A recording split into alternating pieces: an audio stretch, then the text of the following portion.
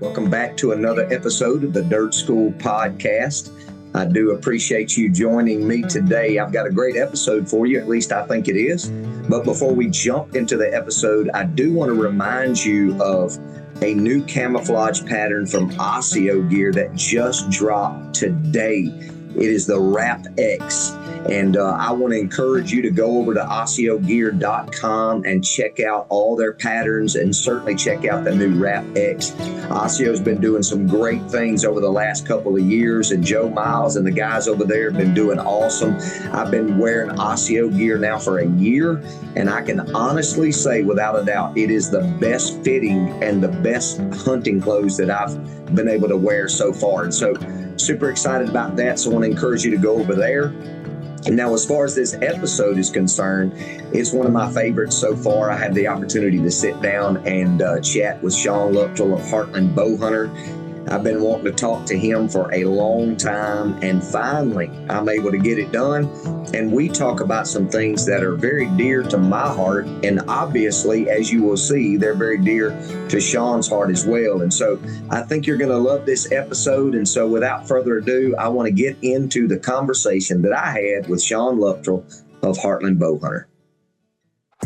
You're listening to the Dirt School podcast. I'm your host, Casey Johnson, and if you like hunting, fishing, country stories, and learning lessons from those who live their lives in rural America, you're going to love this podcast. Brought to you by Hunt Real Outdoors. So, hey, man, I appreciate you doing this. I really do. I've been wanting to have a conversation with you for a long time. Really, I just kind of seeing all your stuff, obviously, on Heartland Bowhunter, but then just you commenting on certain things that I might post on my Facebook or something like that. Of course, Jesus stuff, that's always interesting to me. And of course, that ain't really what I call to talk about, but I do want to talk about it. I don't even have to put this on the podcast, but I was interested in your faith, man, and just interested in. I'd appreciate you putting it on the podcast, honestly, but okay. Good deal. Absolutely. Tell me about that. Yeah. Yeah. So I'll just go off my testimony. I was raised in church, but it didn't really fully connect. I got a foundation of God and Jesus Christ, and the stories for the most part. And I don't know. I kind of had a little bit of a grasp, I guess, of what the Trinity was and all that, but I didn't pay much attention. I definitely didn't practice it in my life in my 20s, and then going into my 30s. Thankfully, God is very gracious. He gave me an unbelievable wife, and we started having children. We had our first son in 2019, and then COVID hits 2020, and man, I just freaked out. Like, I was just like, what is going on? There is just chaos in the world. Like, I don't understand it, and all these different things. And at the time, I was attending some local meetings with like some really just like-minded guys that are I don't want to get into politics, but they're Republican. It was a conservative group, and like one of the guys that helped start that group, he got up there and started preaching one evening about he was preaching the gospel, and then he was talking about Revelation. Can't remember which chapters, but essentially it was basically the moral decay of the world and the direction that society was headed, and talking about how this is what the Bible prophesies prophesizes. And it was so convicting. I was like, where do I stand with God and right. My Lord and Savior Jesus Christ? And it completely changed my view on my life, my whole perspective, and just strengthened my faith. And it brought me straight to Jesus right there. It was unbelievable. And wow. That's truly where I feel like I was born again. Ended up getting baptized as an adult 2 years later, so in 2022. Yeah. No, would have been 23, I'm sorry. And that was the first time. I was baptized as a child in the church as an infant, but that wasn't right. my circumstances. And Yeah, so it's totally transformed my life. I can go on about the sin that I was living in before, and my life has completely changed. And I owe it all to Jesus Christ. Like I can't say enough about it. I attend a weekly or twice a week. I attend Bible studies, and just have been learning as much as I can of the Word, and practicing that in my life, and just trying to be a disciple of Jesus Christ. So I'm more, what would I say? I guess, interested and just immersed in that portion of my life than anything else, far more than bow hunting or anything like that. And it used to be the other way around. It was like, oh yeah, Right. you can preach your stuff, and you can talk about the Bible all you want, but I don't really have interest in any of that spiritual life or anything like that. So total opposite now, and I It's couldn't be more thankful. it's amazing how the Lord kind of radically changes our life, isn't it? That's what he enters to do. That's is right. to radically change our life to where we follow him and be a witness to him. And so just that's pretty cool, man. I didn't know if you would share all of that or not. I was like, well, I was just like, I don't, a lot of guys don't necessarily want to just throw it out there or whatever, and I was like, well, I'm going to ask him at least to tell me about it because I'm interested in it. And so I was glad to hear you say, yeah, put it on there. So Yeah. I mean, we're called to do that. That helps others as well. And that's right. I would say at the beginning of it, I wouldn't, if you asked me a couple years ago, I would have talked about it, but I wouldn't have been as open as I am now, as I'm growing in my faith, and I'll continue to for the rest of my life here. But yeah, it's so special to me. Yeah. I can't say enough about it, really. Oh, I understand, man. I understand. I mean, the Lord radically changed me at the age of 20. And of course, 22, I surrendered to the ministry. And I've been doing that. I'm 50 this year, so I've been doing that long. So, and I pastor a church, and I'm sure you probably realize all of that from if you look at anything on my Facebook page, you'll see it. But God's just been so good to me, and I'm thankful. And so, because of that, when I'm out in the woods and I'm looking around, it's just a deeper understanding and connection because I know that I have a personal relationship with the creator of all of that. So it just makes a big difference when you're hunting, You're exactly right. And I've been hunting and bow hunting for almost, probably like 27 years. And up until recently, I never made that I mean, I did in a very minimal scale, but now I'm just like, man, like I used to just take this stuff for granted and look right on past it, and it was just another day in the woods. And now it's opened up a whole different perspective to me, a different lens.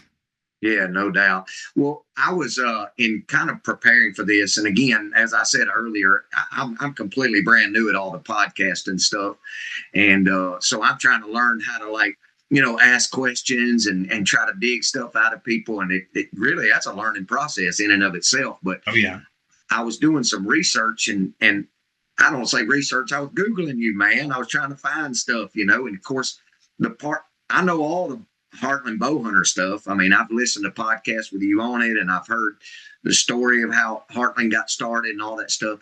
But honestly, I was trying to find out about your faith, and so I stumbled across something. I was like, I think this is talking about him, but I'm not sure. But it was talking about how at this church that you and your wife maybe were a part of an young adult Bible study or something like that. Y'all were helping lead or something like that.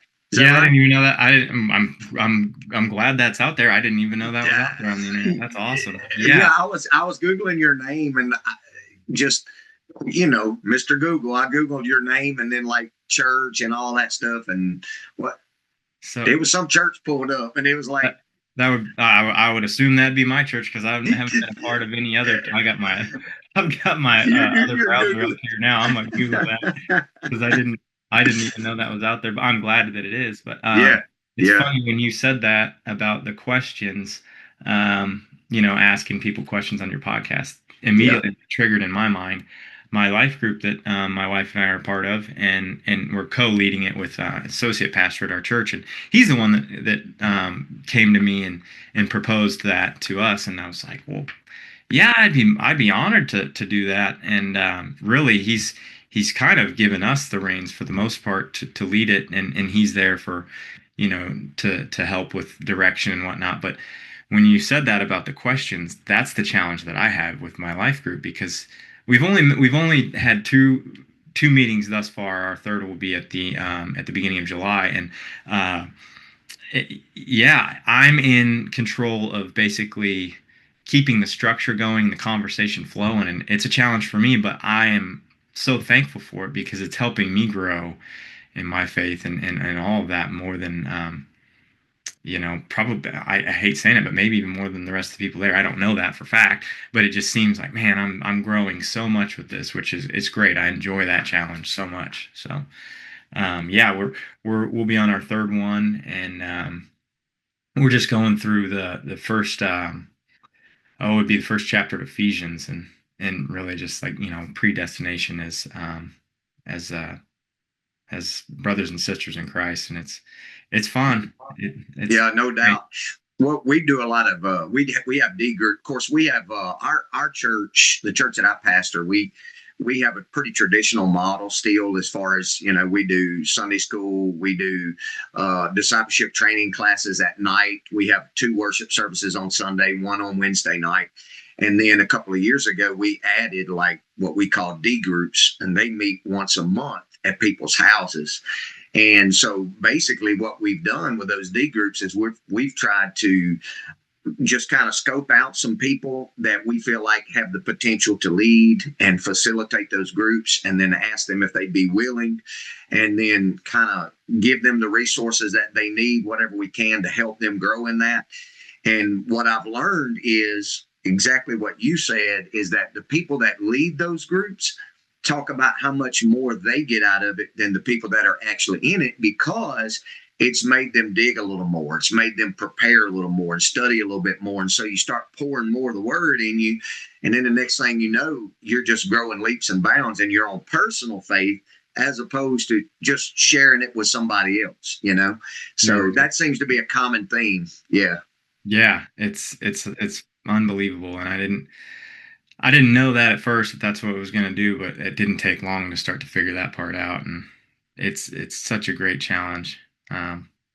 Yeah, it's funny because the first and maybe even the second one, I almost over prepared. Like, it was like me, I felt like, oh, I got to be the one to present to these people, when that's not really what it's about. It's more or less the fact that you're there to help keep structure and conversation flow more than anything. And that's really it. Yeah.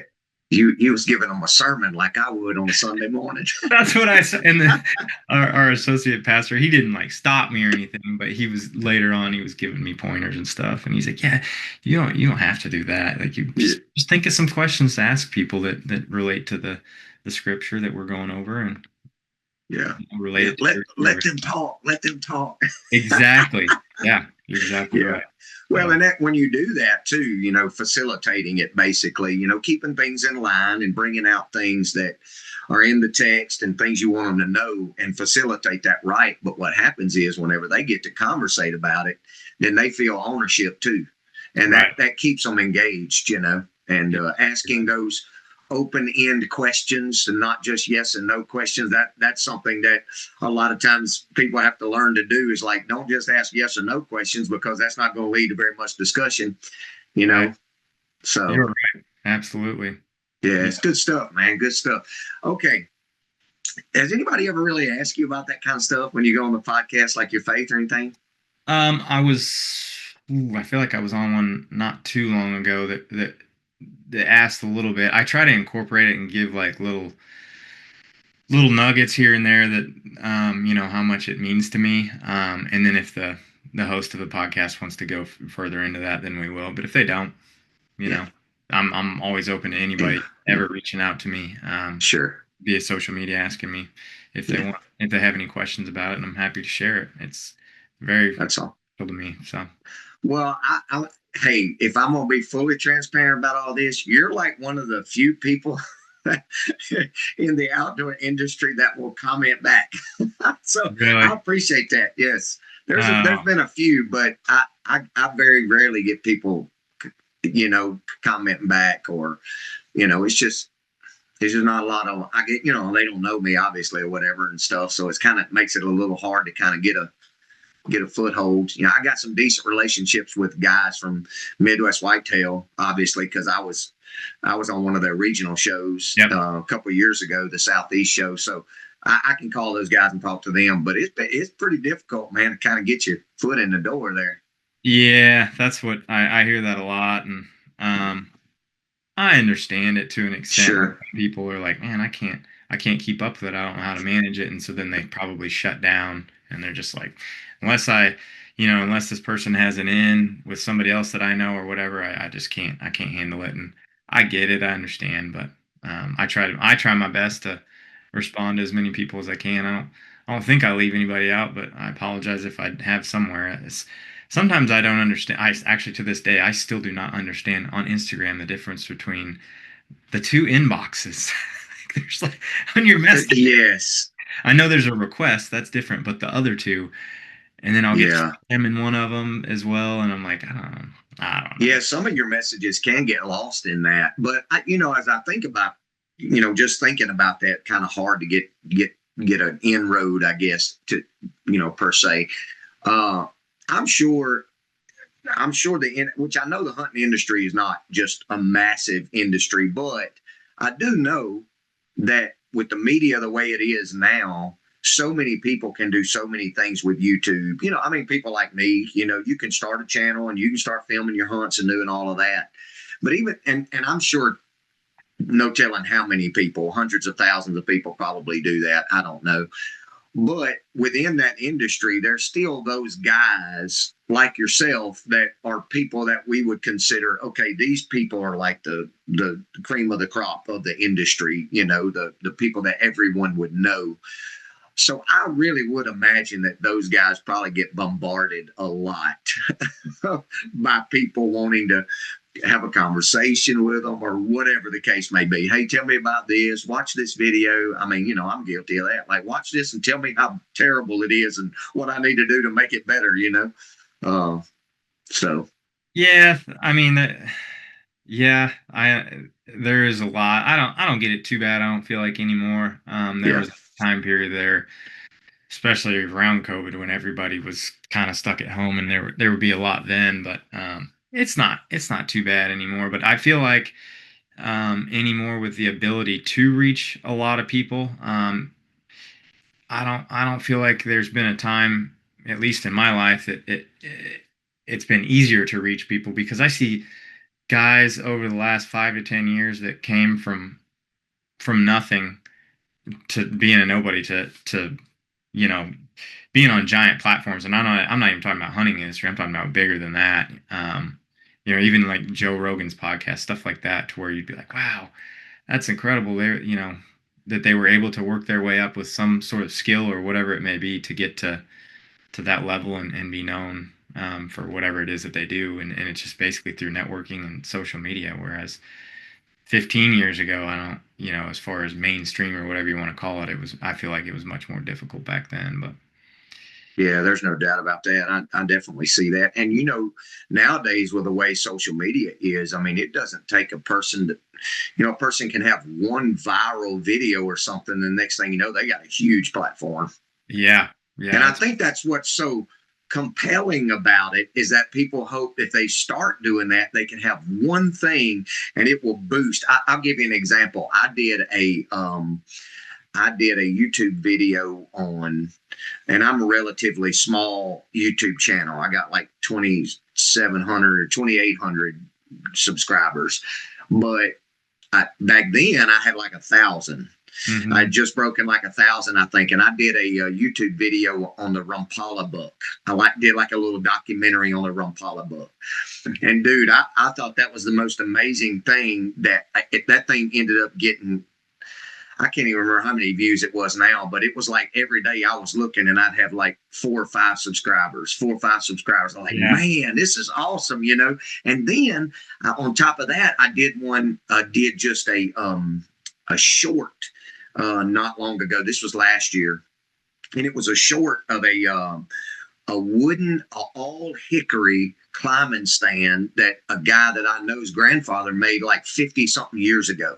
Oh, And it wow. was so cool. And I made a little short of it, just kind of showing it and talking about it. And that thing's got almost 500,000 views. Now, I know some of y'all's videos are probably more than that, but for me, that was like when I'm used to getting 3,000 views or 2,000 or 1,000, 500,000 views. I was like, holy cow. And it was just subscriber, subscriber, subscriber. So I think that model is what everybody's like, I just hope I can get one of those and it will boost my platform, you know? Well, that's true. That's a lot. That's a lot of views for anybody, I feel like. And if you keep pumping stuff out there, whatever it may be, eventually something will catch, and you'll get a video or two, or maybe it just kind of start a wave from there. But Yeah. yeah, it's pretty phenomenal how they have the algorithms and everything set up for that type of stuff now.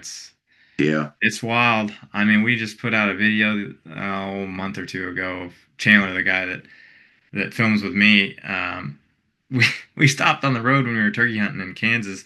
There was a snake crossing the road, and he's always talking about how he catches snakes, and I've seen him catch snakes before. And I was like, "Oh, look, there's a snake!" So we stopped and we get out, and I just happened to whip my phone out. I'm like, "This ought to be funny." I'm like, "Try to catch it," you know.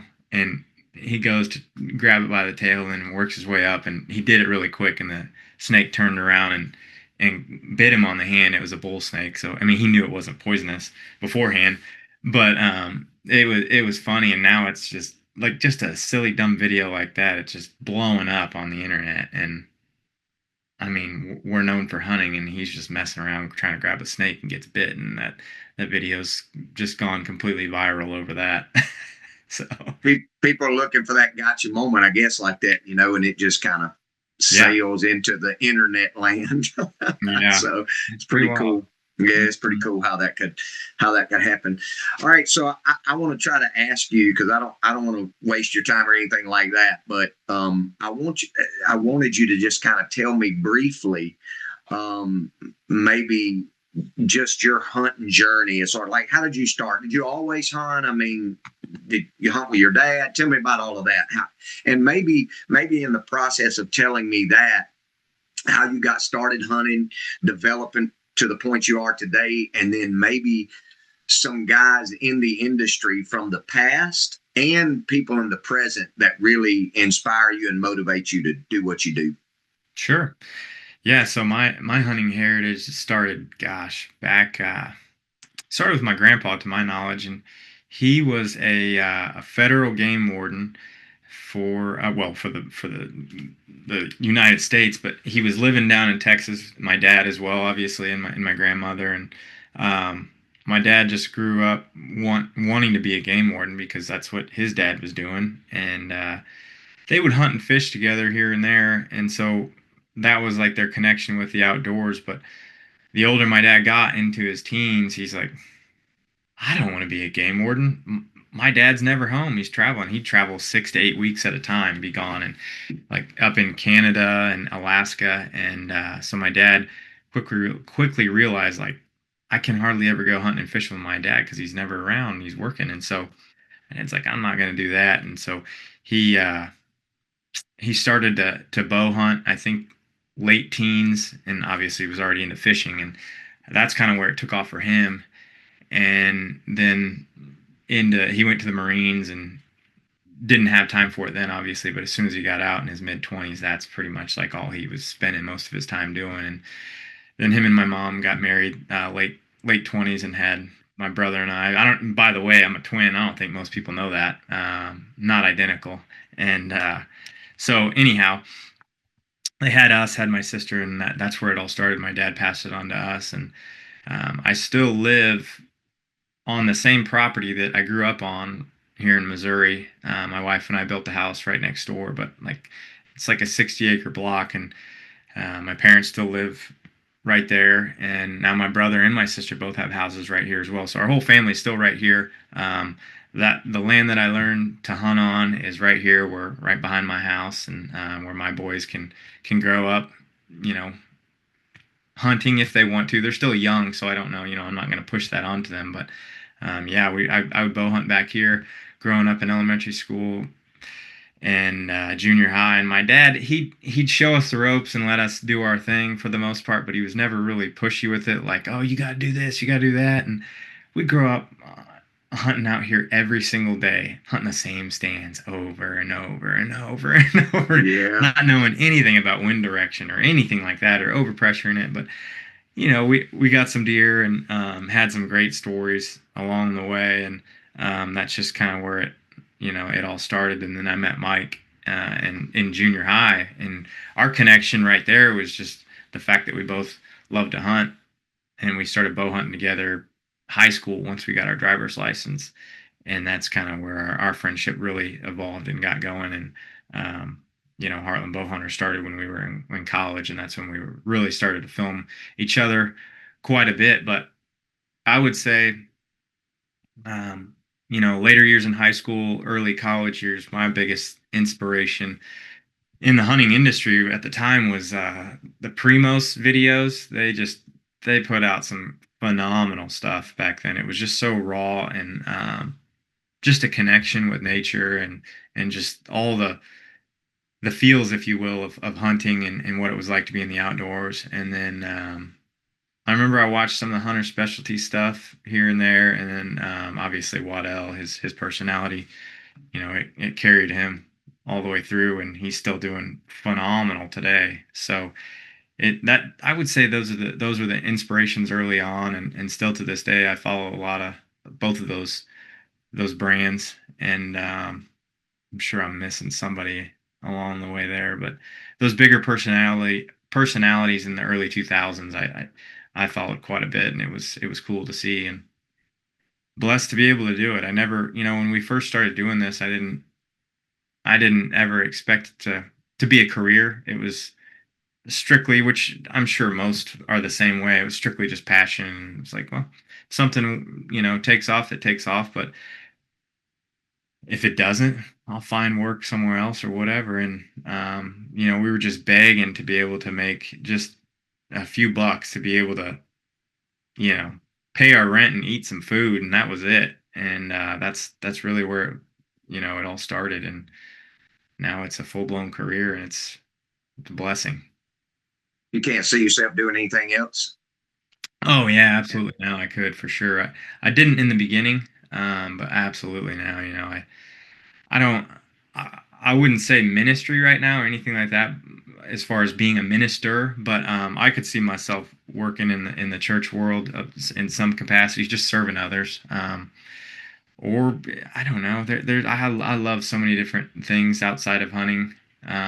In the outdoors, like I enjoy habitat restoration work, just anything around that I love. So there's plenty of different things out there, and skills that I feel like God's blessed me with, that if there were something to ever happen with my career, I'd find work elsewhere. I know that God would lead me that direction, so I don't have any fears with that.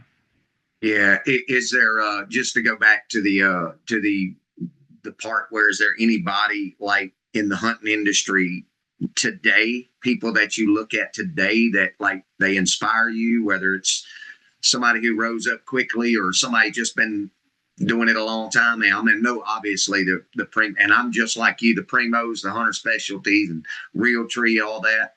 Man, that was just something back in the day. I can still remember some of those hunts, just like I was sitting there with some of them old VHS tapes. That's crazy. Yeah. Yeah. There is one other guy that fully inspires me. I've never met him. I got to look up his last name because I always forget. But let me look it up. His first name's Lance. His name is, okay, I had it right. I just didn't want to say it wrong. Oh, no, I didn't. Different Lance. Well, now I can't find him for some reason. Oh, here we go. His Instagram handle is I think it's Walk with Lance. Or, let me see here. I just want to make sure I get it right before I say something. Or maybe it's Landon. I cannot believe I can't find him. His stuff pops up every day. Well, sorry about that, but no, that's okay. He's a photographer, and Here it is. Walk with Lane. Gee, man, I was way off Lane. Sorry. I don't even know Lane's last name. And again, I've never met him, but he's a photographer, wildlife photographer, and so he puts out some phenomenal photography, and sometimes a little bit of video. But with that, he incorporates scripture, and that's really his way to witness to others. And he's got a great following. Again, his photography is phenomenal, but his main purpose is to incorporate the gospel into his skill, and that is someone in the hunting industry that I truly enjoy following and looking up to with what he's doing.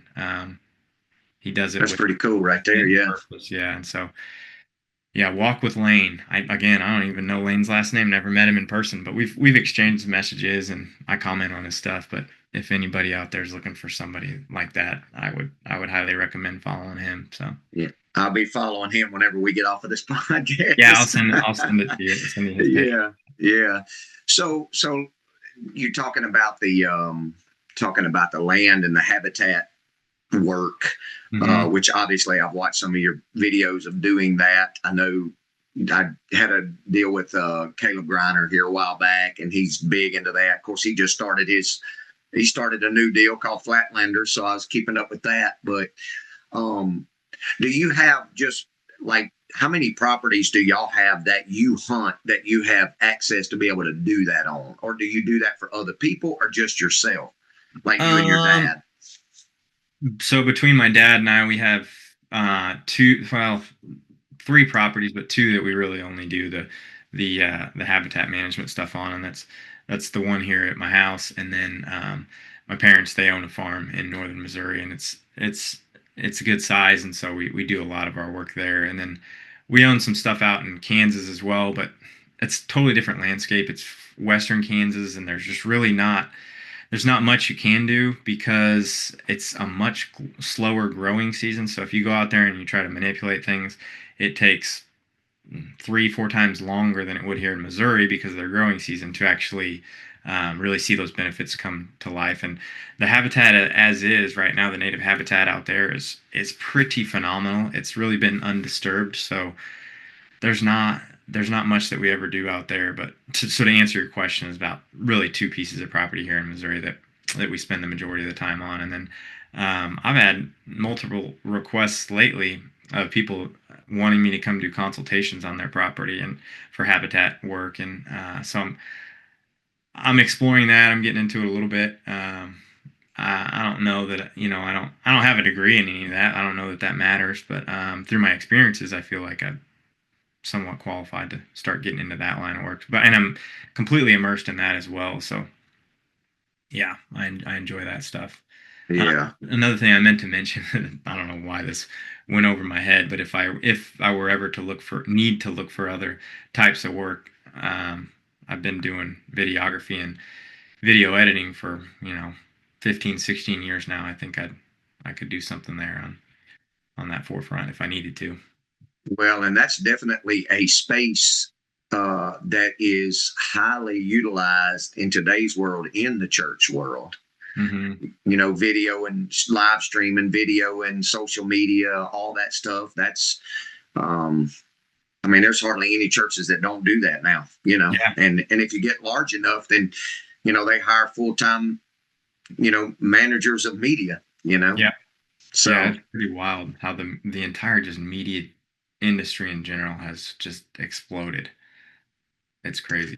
I know here where we are, which is in North Louisiana, COVID really highlighted the necessity for that in the smaller churches. Obviously, like mega churches already had that stuff, but the smaller churches, most of them didn't. And when COVID happened, it really pushed that onto the smaller churches. And so now nearly everybody around here does some sort of live stream. Now, some of them still do it just, Facebook, phone, live, Yeah. but most of them have some sort of video equipment, where they're legitimately live streaming. We've got 2 campuses, and one of them we don't, and then one of them we do, but it's because we only live stream at the larger campus because it's the same sermon.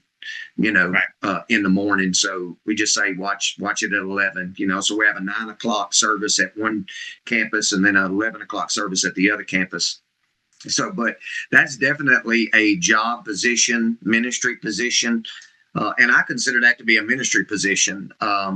We take pictures of all of our, all of the services that we do. We video everything. And I can't tell you how many times I've had people, other pastors and things, comment about, the pictures that they see of our services and things like that, and talk about how it just looks like a, refreshing place to worship. And it looks like people really enjoy being there. And I'm like, that's why we show that. We want people to know that Jesus is exciting. It's exciting to worship the Lord. I mean, you can be passionate about that and love the Lord. And we just want people to see that, and, yeah, absolutely. And that's funny that you said that. Our church is, I would consider it smaller. I mean, we have 100 to 150 people typically on a Sunday, and for the area, it's definitely smaller. And we have a couple video cameras that are set up for live stream and all that. And this past week and a half, I've been learning how to run the switcher and everything, and in different views and slideshows all incorporated. And with what I do, I've never had to run a switcher before, so it's a little bit of a learning curve. Obviously, I'm familiar with electronics and all that, so I do have that edge, thankfully. But yeah, it's pretty wild and fun to see, because I haven't been around switchers and stuff like that. But yeah, it can be it can be interesting, that's for sure. And which we're, we're in an area, probably like our church is not like a mega church or anything. Like between the two campuses, we have like 500 people. Mhm. But probably, I think I got there 11 years ago, and we had about 150 people, and we live in a town of like 8,000 people. Our parish, which, I mean, obviously, Louisiana calls it parishes and not counties, but Yeah. our parish has probably about 24,000 people. So not a big place, but the Lord's blessed, and we've managed to reach quite a number of people. But and because of that, that's one of the things that really makes it difficult for me in doing the hunting stuff, is that I'm passionate about the Lord first and ministry first, but also I'm extremely passionate about hunting and filming hunts and doing all this stuff. But my time is so limited, man. I tell people all the time, I think I messaged you about this one time. I said, if I could just do like ministry and hunting at the same time for a living, that would be great. I'm sure there's a door open for that somewhere. Yeah. Which I speak at a lot of wild game dinners and things like that, and I used to be in vocational evangelism. All I did was travel around and preach revivals, across the country and stuff. So I really love doing that. And the Lord called me to be a pastor at this church, and I love it too. But it's just hard to do it all. Oh, I know exactly what you mean, man. It's especially in today's society, because we're just go, and it's like, man, do this and this and this. And honestly, I'm trying to learn to slow down and just focus on what's at hand right in front of my face. Because I'm guilty of just being all across the board, and then all of a sudden you're like, the day just started, now it's over, like what? And that was just like a weekly thing. And I'm just trying to, especially for my kids, just trying to slow down and be present more often. And I'm not saying that about you. I'm speaking on just myself. Like it's crazy how fast life goes by, and I just got to try to be as present as you can. So. Yeah. I told somebody the other day, it was, I was kind of going through a season to where I was feeling that, like I need to slow down and, spend some more time with the Lord. And, for me, the temptation as a pastor is sometimes I can work for the Lord and forget to walk with the Lord. Yeah. Because it's always work to do for the Lord, but I forget that I gotta walk with Him myself.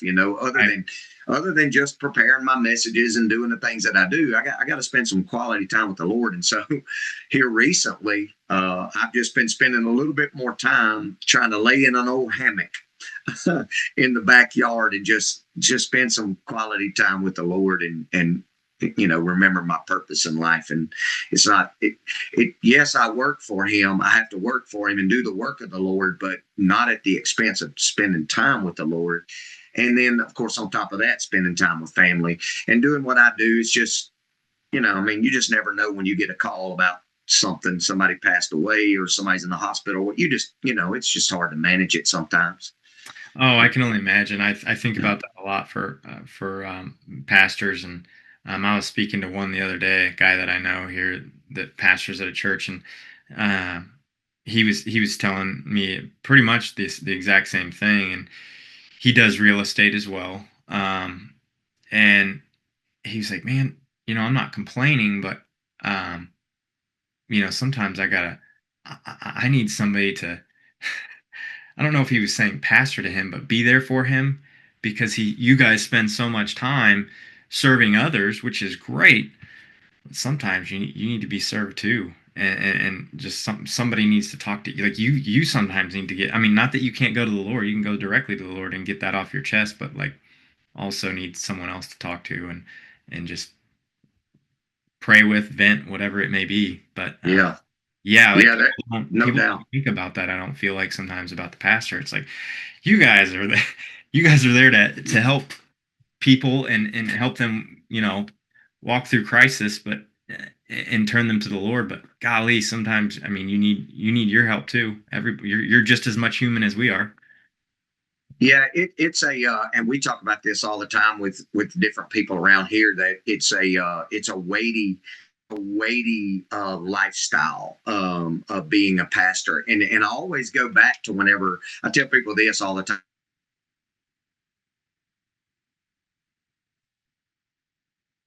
Hunting and me and you talking about Jesus and hunting at the same time. So, but that's good. That's the way it ought to be. But Mhm. but I talk about this all the time, that that when you think about the Apostle Paul, and I think it's First Corinthians, where he talks about all of the things that he had to deal with. He's like, I've been arrested, I've been stoned, I've been shipwrecked, I've been, all of these different things. And then at the end of that, he says, not to mention my daily care for the church. So like he put his daily care for the church in the middle of all of that stuff, like going to jail and all that. And to me, what that tells you is, number one, he cared for the church. But number two, it can be very burdensome taking care of the church and taking care of the people. And I feel that in my own life. And so, yes, it's important to have somebody and some men in your life that you can talk to and go, hey man, I just need some other guys that I can just vent to, or need you guys to pray for me. And of course, that's where small groups come into play. Pastors need small groups too. Absolutely. Yeah. I completely agree with that. Yeah. Yeah. Yeah, it's funny, we're studying in my Bible study group. It's a men's group that we just do through Zoom. On Tuesdays and Thursdays we're going through Acts right now, and in Paul's ministries. And man, I always think, if you have, or lately I've been thinking like trials and tribulations in my own life and just struggles. We all have them. But then I sit there and I look at what Paul was dealing with, and I'm like, man, if I think I got it bad, look at him, and look what he went through to spread the word, and it's phenomenal. Like it blows my mind. I can't even wrap my mind around the things that he faced, all to just spread the gospel. It was pretty wild. I mean, he did have the Holy Spirit with him, but yeah. But you think about like all the miles traveled, and then I mean, even that one, just the one part where it says he was stoned and they put him outside the gate, left for dead. I mean, we got him.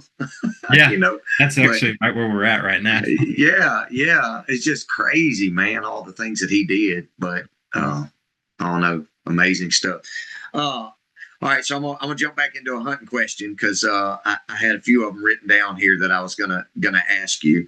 I could talk about this Jesus stuff all day long, but I know you got things to do. But this was one thing that I wanted to ask: how do you manage personally, like integrating your favorite hobby, hunting, as a job?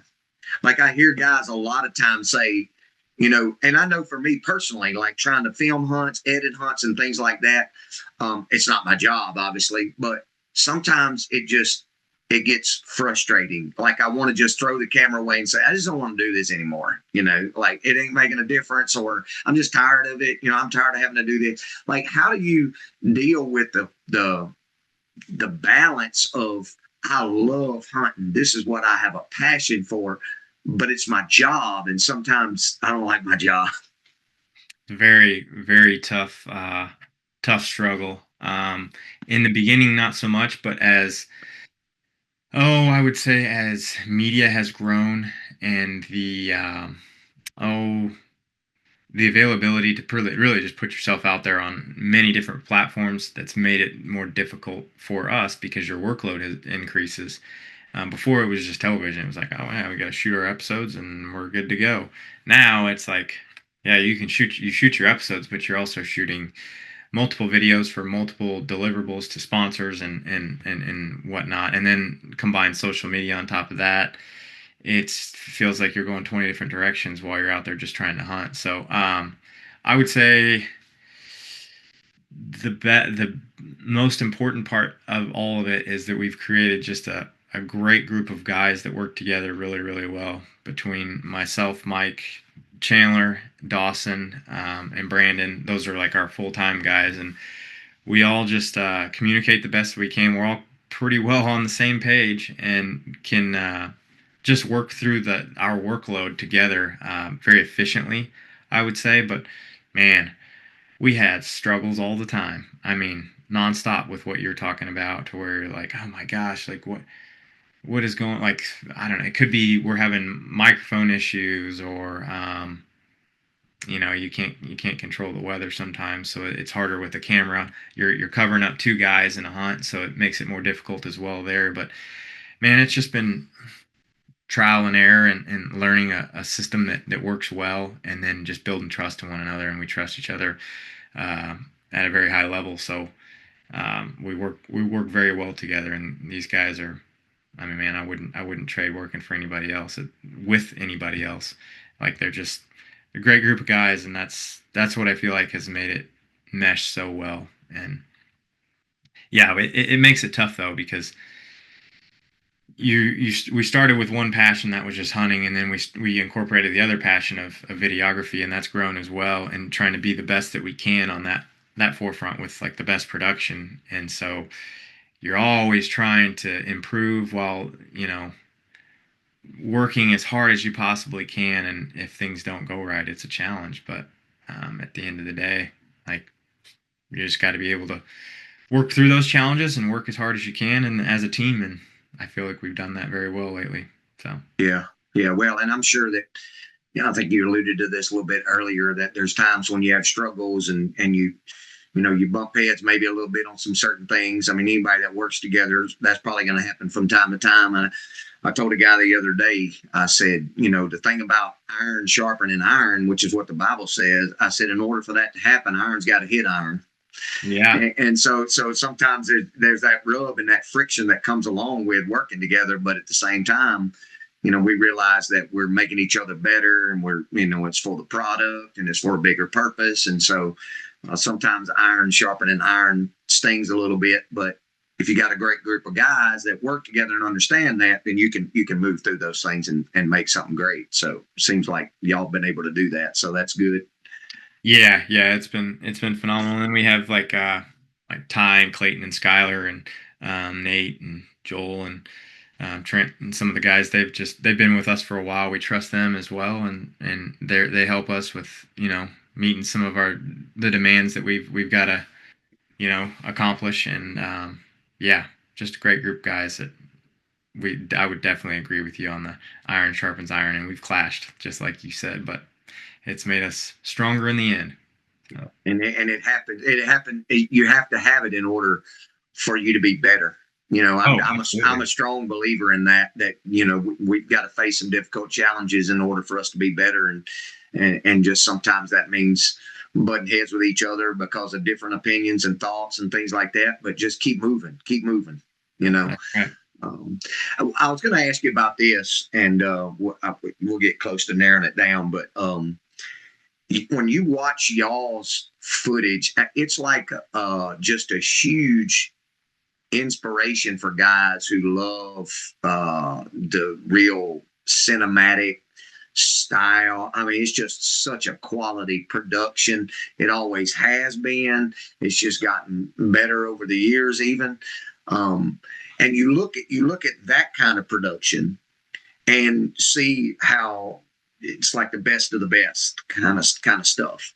And then you turn around and look at like some other guys that are, say, like YouTubers that grow significantly, and it's just absolutely raw, not good footage, but people seem to love it. Like they love both of them. Like what are your thoughts on that? Because, say, like a person like me, I like a little both of those, but obviously it takes a whole lot more quality equipment to produce what y'all produce, as opposed to just GoPro-ing it, smaller cameras, that kind of thing. But you see such a desire for both of them. Do y'all ever wrestle with that, or are y'all pretty settled on like, nope, this is what we're doing, like the just real quality stuff? But you see people excelling in both of those areas. Yeah. We've wrestled with that for sure over the last 4 or 5 years, and that's why we've expanded our YouTube as much as we can, because that's the perfect platform to do that. And there are some great, phenomenal channels out there that don't have the quality that we have, but they've got a heck of a following. And I would say because of their probably two things: entertainment value, and then also people are able to learn things from those channels as well. And maybe they haven't been able to learn that from us because we hadn't put it out there up until now, and we're trying to do more of that, because we're all learning. That's part of life, growing. And I think it was before it was more of just like a presentation for us, where we're like, here, we're going to present what we're doing. We don't have to explain it. And there's a crowd out there that really just want to see that as well.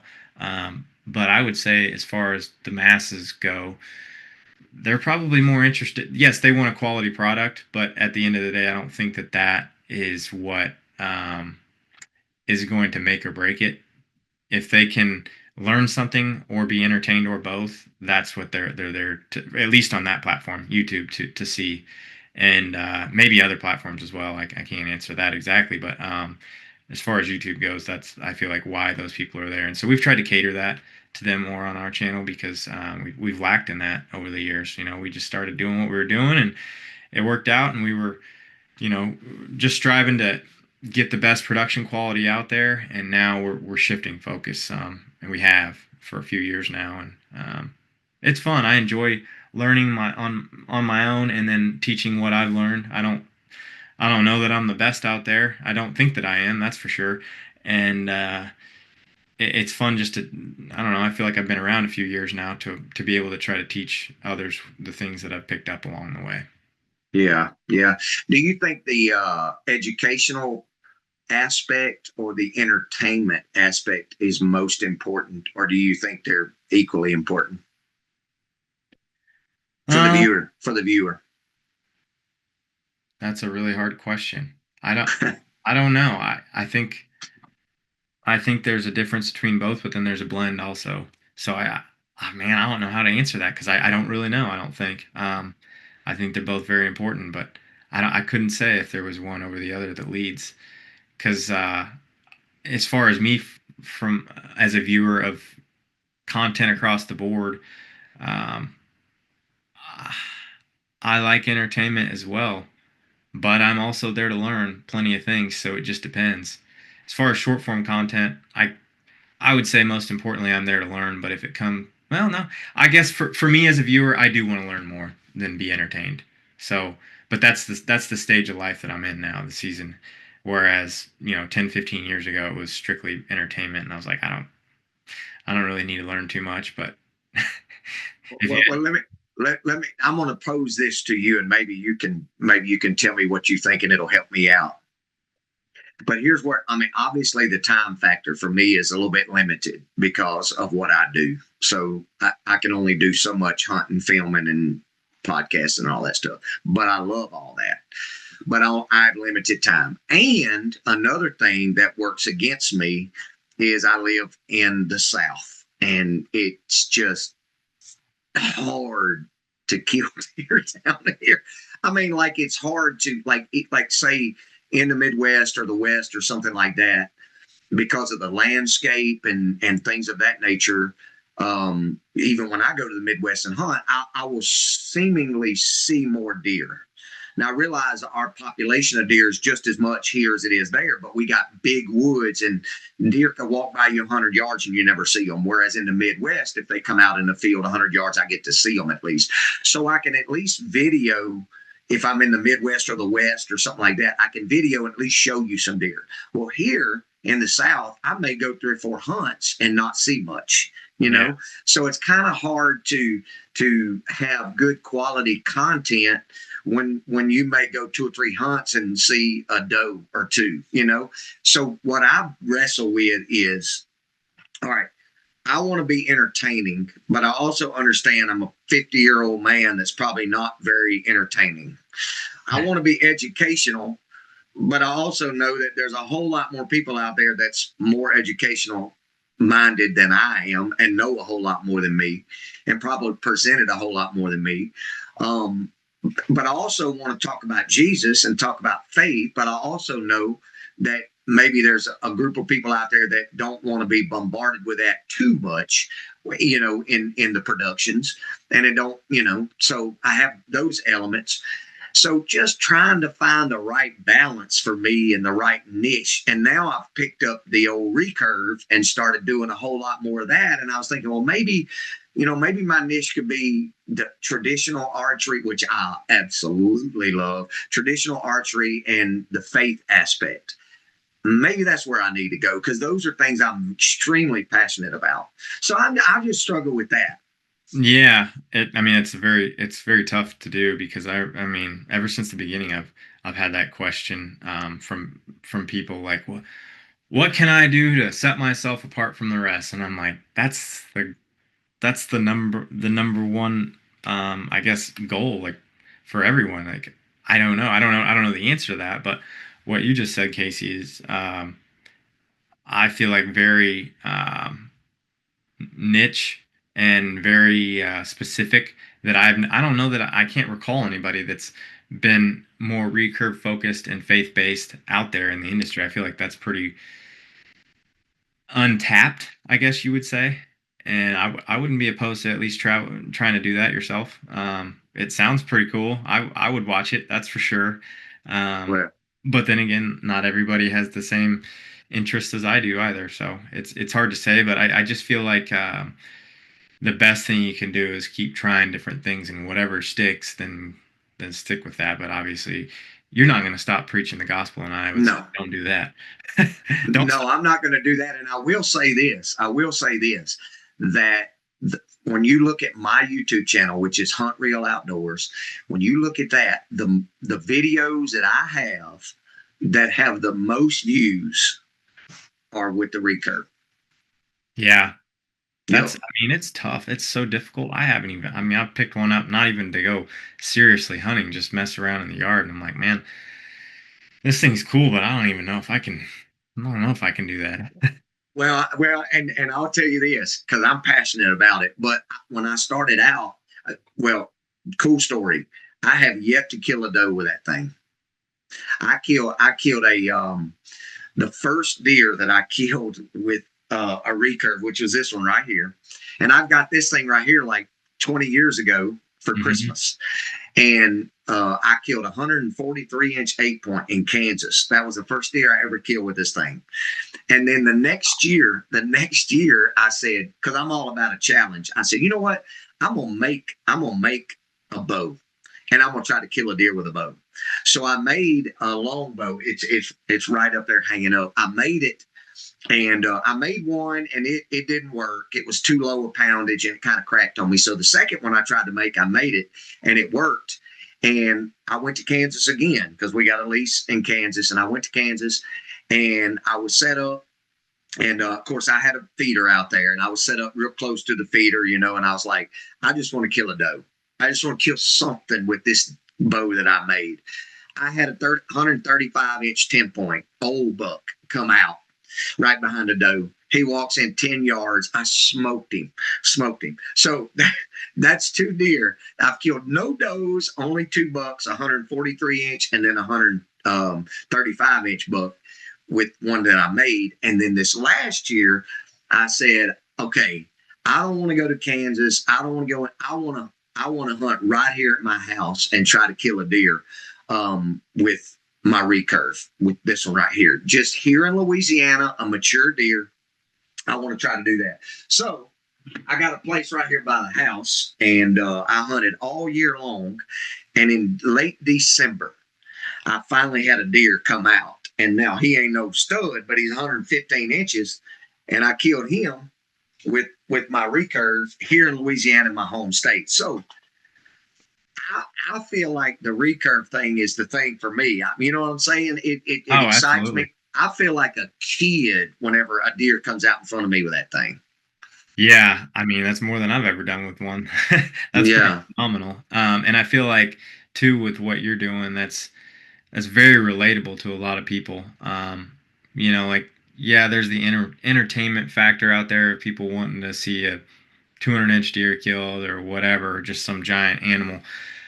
But that's also not relatable to the large majority of hunters out there. And seeing someone like yourself go out there with a recurve in northern Louisiana, where you're probably not going to have a chance at a Boone and Crockett deer or something giant, just going out there, just toughing it out, trying to just kill a deer with your traditional bow, like, that's pretty relatable. There's probably a lot of guys out there that are trying to do the same thing, or even just have thought of it. Oh yeah, someday I'll do that, including myself. Never have, but that's educational in itself and entertaining, I feel like. And that's the beauty also of YouTube, because you can go out there and show your unsuccessful hunts, and people can relate and love seeing that stuff. So you can build a whole season off of your number one goal and trying to get there. Well, and I feel like with the recurve, the hunting with the recurve covers up the unsuccessful hunts a lot better than if you're hunting with your compound, because people are so entertained that you would kill one with that they might follow the storyline for the year better than they would if you were hunting with the compound. And what I mean by that is they might endure a few videos of me seeing only a doe and a yearling or something more than they would hunt with a gun or a compound, because they're going, I just want to follow to see if that brother's going to kill one with that thing. And so I'm willing to endure it a little bit. Does that make sense? Oh, absolutely. Yeah. Because I mean, you got a deer at 30, 40 yards with a recurve, like, you're not going to shoot it. Whereas if you have a compound in your hand, that deer's going to get shot all day long. That's close, but not close enough for that. And so most people will be like, man, I don't have the type of patience for that. But props to you, and they're going to want to watch that. I mean, that's close. I mean, you could pretty much hit it with a rock, but maybe not. And just to see that would be for sure entertaining.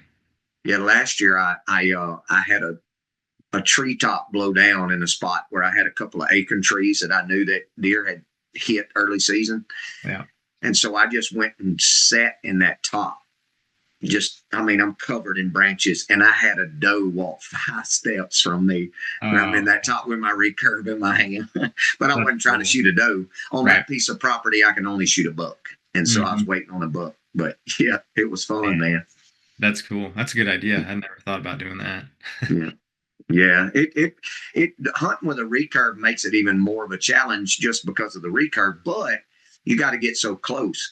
And so you either got to find some kind of feed tree to hunt, a trail to hunt, or a funnel of some kind. And so it just really narrows it down, which really means that I mean, obviously you could hunt over a corn pile, something like that. And I'm not against that by no means. But last year I went to a spell, I just want to try to kill them natural, try to kill it natural.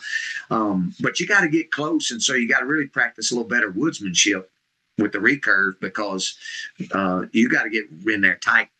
Yeah, that's as tight as you can get, really. I mean, and that's the challenge that I would say is most entertaining and fun about hunting with a recurve. Just, I mean, bow hunting in general, like, yeah, you're getting animals close, but that's a different scale of close because, man, when they get inside 20 yards, like, they pick up on the littlest, tiniest movements. And yeah, I mean, if you don't have wind at all, like hardly any wind at all, that's got to make it even more of a challenge because you can't get away with really anything. That's right. Yeah. And the deer here where we hunt for sure are skittish. They walk around doing this because they get shot at a lot. But anyway, all right. So I want to ask you this last question, and I always try to generally close like this. What kind of plans do you have for the coming year deer season? You got any trips planned, or what you got going on before we head on out? Yeah, I ended up drawing a New Mexico elk tag, so I'm gonna elk hunt there. But before that, Chandler, guy that I hunt with, he drew a Montana elk tag. He's never killed an elk before. He's tagged along with me and filmed a couple of mine over the last 6 years, but he's never hunted himself. So he drew one, him and his dad, in Montana. So I'm gonna go up there and film them first, which I'm pumped about. It's I'm getting into that stage of life, that season of life where I'm like, man, yeah, I enjoy hunting and killing stuff, but I enjoy seeing somebody do that stuff more for the first time, and so I'm most excited about that, being able to film him, hopefully kill his first elk, and then so we'll go on my New Mexico one, and then Missouri, Kansas, and then South Dakota. I've got some land that we've got access to out there to hunt, and I think the tag's good for a mule deer or a whitetail, but yeah, that's where we'll head probably in October. But that's pretty much it. I don't think I drew. Yeah, I didn't draw anything else. I don't think I have anything else on the books right now. But those 5 states are what we'll be doing. So I'm looking forward to it. Yeah, it should be good. You said mule deer. That's like a bucket list hunt for me. I want to go do a spot and stalk mule deer one day. They are fun, man.